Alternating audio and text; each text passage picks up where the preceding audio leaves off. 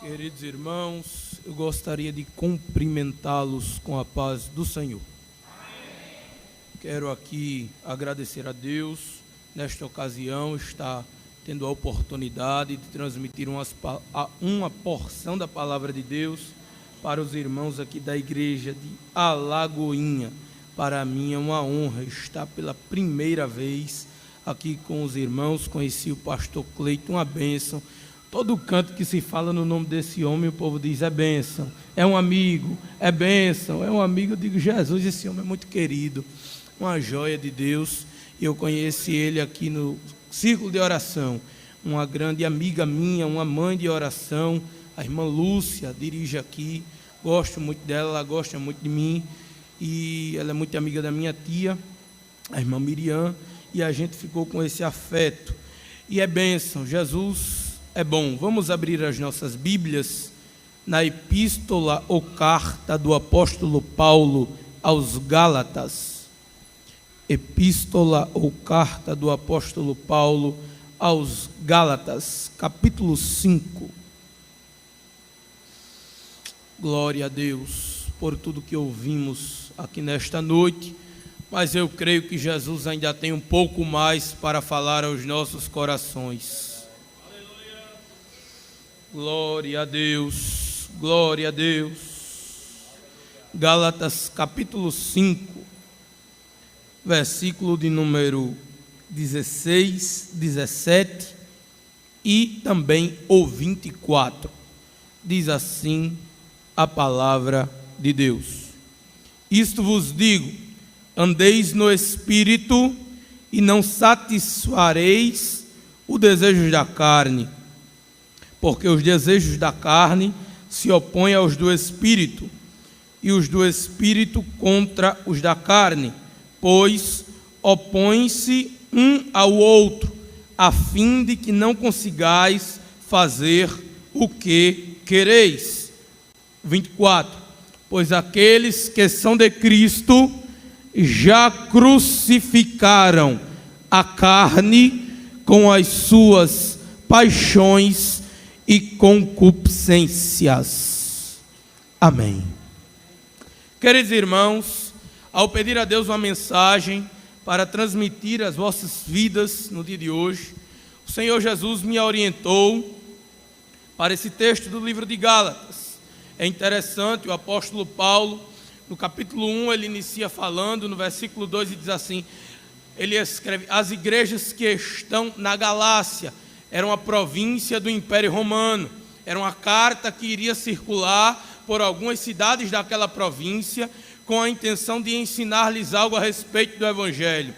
Paulo resolve escrever essa carta para os irmãos que estão localizados na Galácia, com a finalidade de mostrar para eles que o evangelho que estava sendo pregado naquela região, algumas filosofias estavam surgindo, alguns irmãos estavam duvidando do apostolado do apóstolo Paulo, que de fato ele era um apóstolo, e eles duvidando, ensinando aos irmãos da Galácia uma nova teologia, uma nova doutrina, uma nova filosofia. Paulo começa o capítulo 1 e no versículo 4 ele diz: eu estou impressionado, porque vocês ligeiramente se desviaram da verdade e da graça de Deus. E tem uma coisa: se pelo menos um anjo descer do céu e vos anunciar outro evangelho a não ser o que eu já tenho dito, ou eu mesmo vim e anunciar outro evangelho, seja anátema, porque o evangelho é o mesmo, a doutrina é a mesma, a palavra permanece a mesma, o evangelho que eu vos disse não muda. A intenção do apóstolo Paulo é ensinar aos crentes que estavam na Galácia que o evangelho que ele entregou deveria ser guardado até o fim. Paulo, escrevendo essa carta, ele chega num assunto muito peculiar. Ele chega no capítulo 5, falando para esta igreja, e vai falar sobre algo que nós muito conhecemos: a guerra carnal, que está introduzida dentro de nós, internamente, a cada dia, na batalha que sofremos todo dia contra o nosso próprio eu. No Antigo Testamento nos relata vários tipos de guerra. No Novo Testamento, as duas guerras que o apóstolo Paulo e que Jesus também dá muita ênfase é a guerra espiritual e a guerra carnal. A guerra espiritual é aquela que o apóstolo Paulo fala, Efésios capítulo 6 e o versículo de número 12. Revestivos de toda a armadura de Deus, para que possais estar firmes no dia mau. Havendo tudo feito, ficar firmes. Aí ele vai dizendo, tendo pois cingido os vossos lombos com a verdade, vestindo a couraça da justiça, calçando nos vossos pés a preparação do evangelho da paz, tomando sobre si o escudo da fé, a espada do Espírito e o capacete da salvação. Paulo está dizendo, se preparem para guerrear com potestade, se preparem para guerrear com o diabo, se revistam de fato, se levantem, se ergam, exerçam a autoridade que o céu vos outorgou. Mas há uma guerra muito pior do que a espiritual, e esta é a guerra carnal que enfrentamos dia após dia contra o nosso ser. Irmãos, o nosso maior inimigo não é o diabo, e eu lhe digo isso com fundamentação bíblica, porque a Bíblia diz que o diabo está ao derredor, significa que ele está de longe circulando, buscando a quem possa tragar. Mas a minha Bíblia, que diz que o diabo está ao derredor, ela também diz que Deus está ao redor do seu povo. A Bíblia que diz que o diabo está ao derredor é a mesma Bíblia que diz em 1 João capítulo 5, o versículo 19, quem é de Deus, o maligno não lhe toca. O nosso maior inimigo não é o diabo, o nosso maior inimigo somos nós mesmos. O apóstolo Paulo disse, olhe, andeis no Espírito e não satisfareis os desejos da carne, porque, irmãos, eu vou lhe dizer uma coisa, a morte não é o nosso maior inimigo, porque um dia vamos vencê-la. Quando Jesus voltar, nosso corpo será transformado, e o apóstolo Paulo diz em 1 Coríntios, cumprir-se-á a palavra que está escrita, tragada foi a morte em vitória. Não é a morte o nosso maior inimigo, não é o diabo o nosso maior inimigo. Podemos entender que o nosso maior inimigo é a nossa guerra travada diariamente contra nós mesmos, contra os desejos da nossa carne, contra a vontade que acende dentro de nós de fazermos erros, praticarmos pecados, falhas, iniquidades. O nosso maior erro, o que mata crente não é o diabo, porque eu vou lhe dizer uma coisa, só quem pode matar o crente é ele mesmo, porque Jesus está guardando a todo momento. O diabo não pode tocar, ele tenta, agora vencer não, senhor. A Bíblia diz em 1 Coríntios capítulo 10, versículo número 13, não veio sobre vós tentação alguma senão humana, porque Deus não vos deixa ser provado acima do que podeis suportar. Diabo não mata crente, irmão. Quem mata o crente é ele mesmo. Quando a gente deixa de estar debaixo da graça, vem as tentações querendo nos atrair para o pecado. Eu sinto graça de Deus aqui, querendo nos atrair para o pecado, as concupiscências da nossa carne, a soberba da vida, a ostentação, querendo nos levar, querendo nos tirar para fora, debaixo da sombra do Onipotente, porque, irmãos, a carne é o maior assassino do crente, e você conviver diariamente com ela é triste. Você conviver diariamente com o seu maior assassino mortal é triste. Tem horas que não conseguimos nem nos suportar, porque é tanta coisa imunda e cebosa que o diabo quer colocar na mente, procurando brecha para entrar no coração, através dessa guerra. Um certo pastor do século XVIII foi agraciado com um momento na sua vida. O nome dele é Charles Spurgeon. Ele era um pastor de uma igreja batista, e a história nos conta que certo dia um jornalista em Londres escreveu algo a seu respeito não muito agradável, querendo difamar o pastor, uma falha do pastor, todos nós erramos. E aí Um homem perguntou para ele, outro jornalista entrevistando, o que é que você diz daquilo que sai no jornal lá em Londres, tal, tal. Ele disse, manda dizer para ele lá no meu gabinete amanhã, porque eu vou dizer a ele que eu sou muito pior do que ele escreveu. Que eu sou muito mais falho, que eu erro mais mesmo, que eu sou perverso, porque a minha natureza é da ira, a minha natureza é pecaminosa. E é aí que se inicia esta guerra. Toda guerra, irmãos, ela tem um começo, ela tem um motivo pela qual ela se inicia, e ela tem uma causa e ela tem um fim. E eu quero lhe dizer uma coisa, a guerra espiritual se iniciou com a chegada de Jesus para a sua vinda aqui na terra. E eu vou lhe dizer por quê. Quando Adão pecou, a Bíblia diz, todos pecaram, destituídos estão da glória de Deus. A morte está reinando do homem. Paulo descreve bem, diz assim, vós estáveis mortos em vossos pecados e delitos. Mortos! Mortos, é o que Paulo está dizendo. Vocês não tinham vida, a carne estava dominando, os desejos, andávamos segundo as nossas próprias concupiscências. Diz a Bíblia muito melhor ainda. A Bíblia diz que andávamos segundo o desejo da nossa carne, como a irmã passou aqui, leu e disse que nós éramos por natureza filhos da ira. Só que havia uma profecia que um dia viria um para esmagar a cabeça da serpente. E Isaías profetizou, melhor dizendo, um menino nos nasceu, um filho se nos deu, e o principado estava sobre os seus lombos. Ele será chamado Príncipe da Paz, Conselheiro, Pai da Eternidade, Redecamanto que nevácia.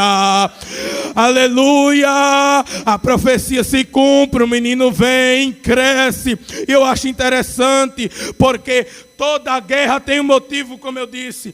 E a guerra espiritual começou com a vinda de Jesus interna. Nós estávamos mortos, era a nossa situação. Aí Jesus vem, e é interessante, a Bíblia diz que Deus amou o mundo de tal maneira. E quando Deus ama muito, Ele resolve sacrificar o seu filho. Ele dá o seu filho. Por amor, Jesus veio. João 13:1 diz, tendo Ele nos amado, Ele nos amou até o fim.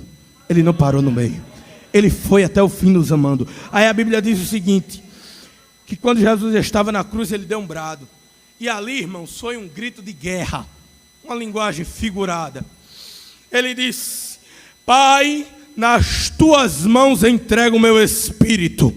Crucificado de um lado e do outro com um ladrão, nas tuas mãos entrego o meu espírito. Ele deu grito de guerra, porque com esse grito de guerra ele disse assim, olha, eu não vos deixarei órfão, eu vou rogar ao Pai e vou enviar outro Consolador. E o Espírito que está escrito aqui no texto é Espírito com letra maiúscula, é o Espírito de Deus que se opõe. Jesus disse, eu vou enviar alguém que vai dar vida, e quando ele chegar dando vida, ele vai se opor aos desejos da carne. Ele vai colocar alguém no prumo. O prumo de Jeová vai chegar, que é o Espírito Santo. Aí ele vai e diz assim, o grito de guerra, está consumado. E o véu do templo se rasgou em dois, de alto a baixo. Os homens que viram todas essas coisas eram centuriões. Um olhou para o outro e disse, verdadeiramente este era o Filho de Deus. 50 dias se passam. Aí diz a Bíblia, cumprindo-se o dia de Pentecoste. E cumprindo-se o dia de Pentecoste, veio do céu um som como um vento veemente e impetuoso, que encheu a casa onde estavam. E o interessante é, o som que o Espírito fez no céu é único, porque o Pentecoste não se repete. Agora o som que foi manifestado na terra, de línguas estranhas, continua. O som do Espírito ainda continua bradando na igreja.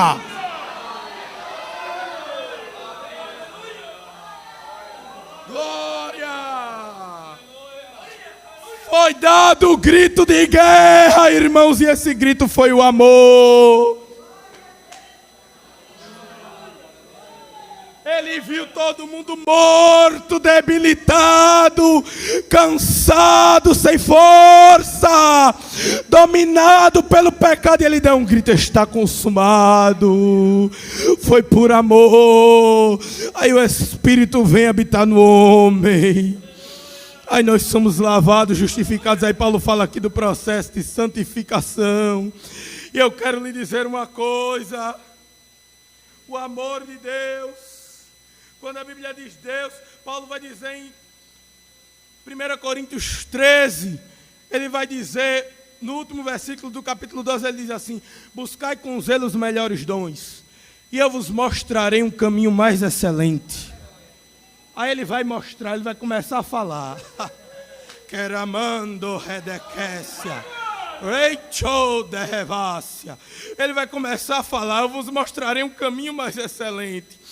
Aí ele diz assim: ainda que eu falasse a língua dos anjos, ainda que eu tivesse toda a ciência e não tivesse o amor, de nada valeria. Ele vai dizer: o amor tudo suporta, o amor não se irrita facilmente.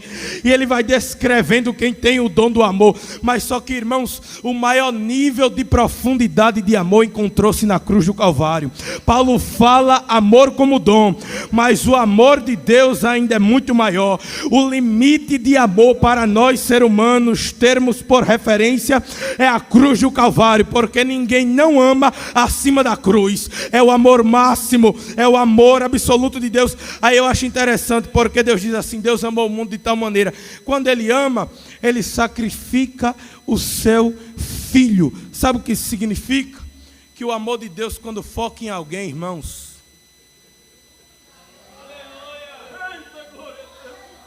quando foca em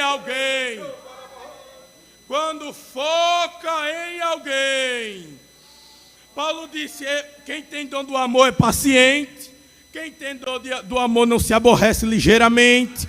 Mas eu quero lhe dizer uma coisa: o que Paulo falou, bem verdade, é um dom muito excelente, mas tem algo muito mais acima do que Paulo falou. Eu vou no nível mais profundo. Eu vou fazer como o apóstolo João, quando escreveu seu livro. Marcos escreveu dizendo assim: princípio do evangelho de Jesus Cristo. Ele disse: eu vou muito mais além, porque eu deitei no ombro dele, ele era meu melhor amigo, eu era o discípulo amado. E ele começa escrevendo: no princípio era o verbo. Marcos conheceu ele hoje, mas eu quero dizer que no princípio era o verbo era Deus, e ele estava com Deus. Sem ele nada do que foi feito se fez. Ele foi no nível mais profundo, e eu vou no nível mais profundo aqui agora. Eu quero lhe dizer que o amor de Deus, ele é violento com as vidas. Quando ele decide buscar alguém, irmão, não tem principado, potestade, hostes das trevas, se ele te colocou na cabeça de Deus, pode desistir, porque ele é violento, bruto e cabeça dura. Ele não desiste de você.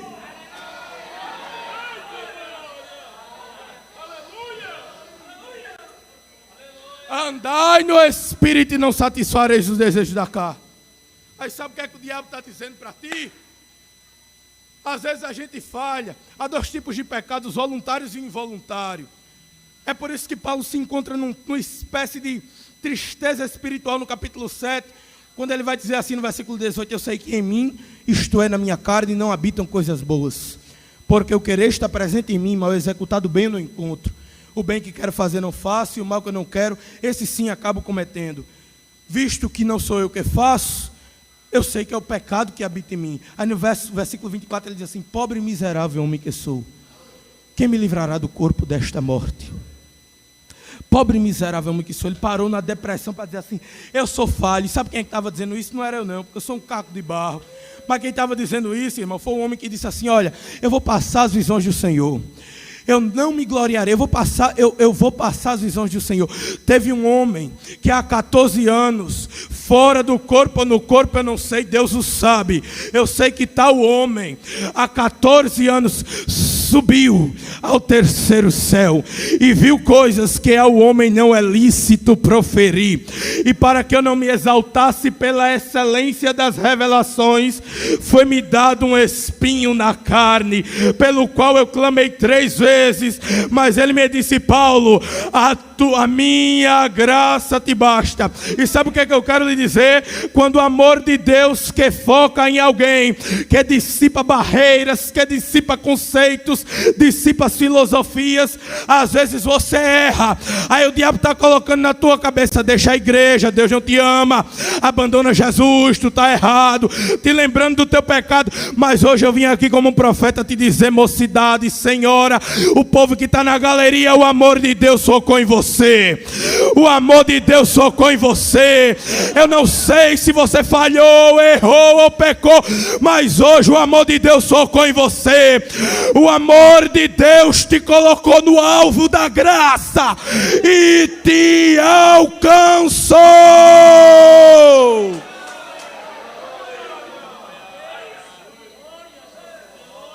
De que manave aste. Hoje Deus está removendo o jugo. Hoje Deus está removendo a acusação, caia por terra. Seta do inferno agora. Aleluia. A liberdade para quem está em Cristo, quem não anda segundo a carne, mas segundo o Espírito de Deus. A liberdade de Deus já te libertou. A perdão, a graça, o amor de Deus está focado em você. O grito de guerra foi o amor. E a causa da guerra? Nós. Ele olhou assim e disse: tem um motivo. Tem um motivo. E é muito bom. Eu vou atrás. E a guerra começou. Ele deu um grito de amor. O Espírito desceu e começa a se opor contra a carne. E às vezes nós, nas nossas fraquezas, Ele nos vestiu como guerreiro, nos lavou, e quantas vezes nós às vezes acabamos dando um deslize aqui, dizemos algo que não deve falar, pecamos por palavras, obras, pensamentos. É a mesma coisa de vestir a camisa do exército adversário. Mas tenha uma bondade, irmãos. Tenha uma bondade. Aquele que confessa e deixa misericórdia, aí aquele que veio para guerrear vai te chamar e diz: volta, volta. Sabe o que é que Deus está dizendo? Se depender de mim, tu não desiste nunca, porque tem arrependimento. Se depender de mim, tu não para nunca. Se depender de mim, tu não para de cantar, não para de pregar, não para de adorar, não para de vir para a igreja, porque tem arrependimento. Filhinhos, eu vos escrevo essas coisas para que não pequeis. Todavia, se pecar, há um advogado justo e fiel junto ao Pai, Jesus Cristo, o justo. A sentença do promotor, que é o diabo, está sendo rasgada pelas teses de sangue apresentadas pelo nosso advogado aqui nesta noite.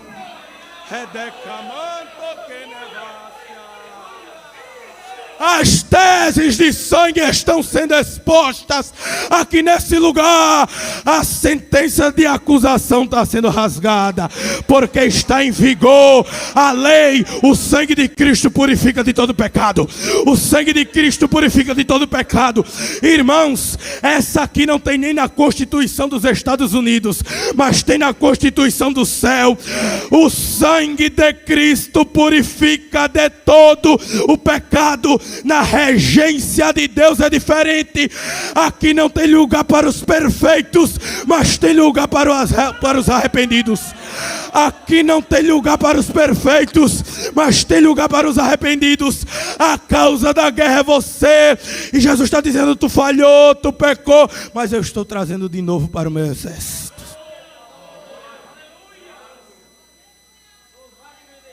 Oh Jesus. Oh Jesus, há uma graça de Deus tirando o peso de alguém.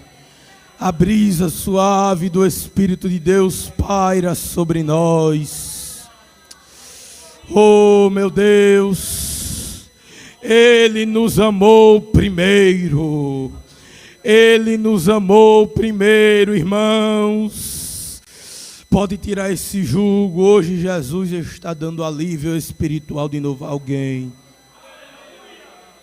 Você é alvo da graça de Deus. É difícil conviver com o nosso maior assassino, que é a nossa carne.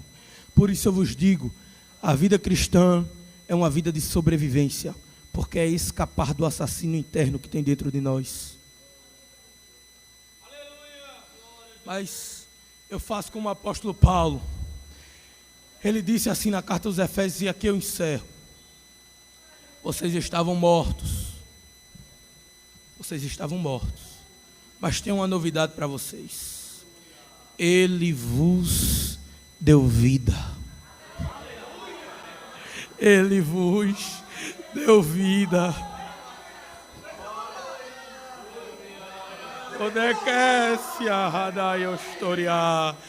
Ele vos deu vida. Qual tipo de lama ele teve que colocar a mão para te buscar?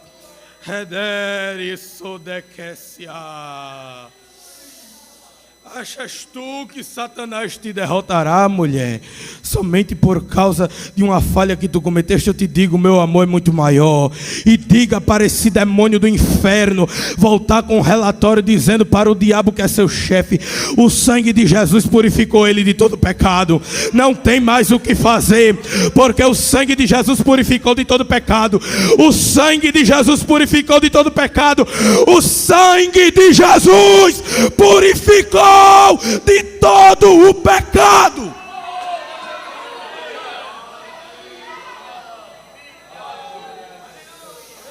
Irmãos, quem aqui precisa de uma cura de Deus com autorização do pastor? A igreja pode ficar de pé, meu pastor?